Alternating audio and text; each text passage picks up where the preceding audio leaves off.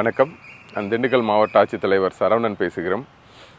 உங்களுக்கெல்லாம் தெரிந்திருக்கும், நம்முடைய மனிதன் சமூகத்தில் பெரிய அளவில் வளர்வதற்கு அறிவு அப்படிங்கிறது ரொம்ப ரொம்ப முக்கியம்.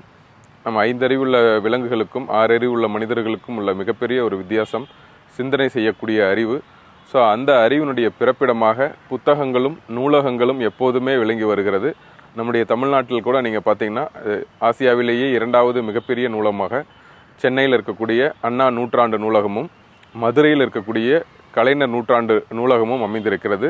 ஸோ அந்த வகையில் அரசு நூலகங்களையும் வாசிக்கும் பழக்கத்தையும் மேம்படுத்துவதற்காக பல்வேறு திட்டங்களையும் செயல்முறைகளையும் எடுத்து வருகிறது. ஸோ அதில் அந்த வரிசையில் நம்முடைய திண்டுக்கல் மாவட்டத்தில் எண்ணற்ற மாணவ மாணவியர்கள் போட்டித் தேர்வுகளுக்காக பயிற்சி பெற்று வருகிறார்கள்.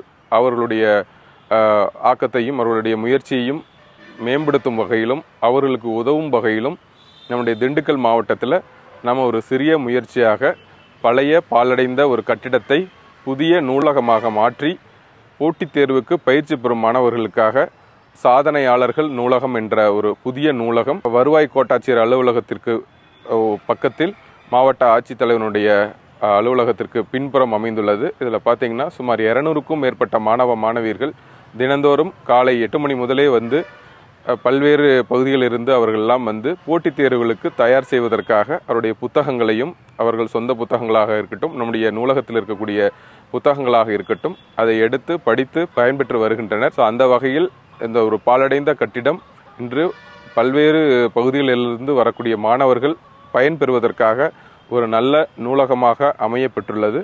ஸோ இந்த நூலகத்தை போட்டித் தேர்வுகளுக்கு தயார் செய்யும் மாணவ மாணவிகள் நல்ல வகையில் பயன்படுத்திக் கொள்ளுமாறு கேட்டுக்கொள்கிறேன். நன்றி, வணக்கம்.